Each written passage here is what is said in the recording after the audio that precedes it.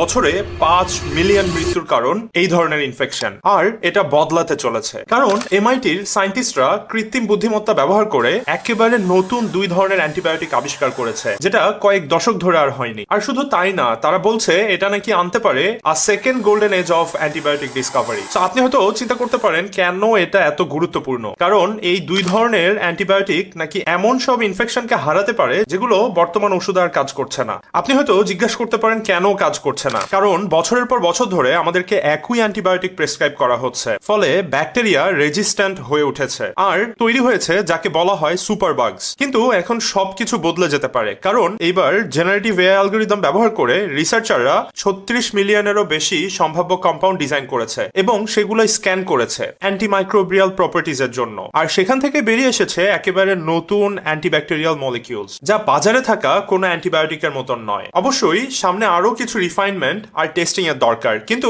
আশা করা হচ্ছে আগামী কয়েক বছরের মধ্যেই এগুলো বাজারে আসতে পারে। আর এটা ধরা হচ্ছে মেডিকেল সায়েন্সের একটা সিগনিফিকেন্ট ব্রেক থ্রু।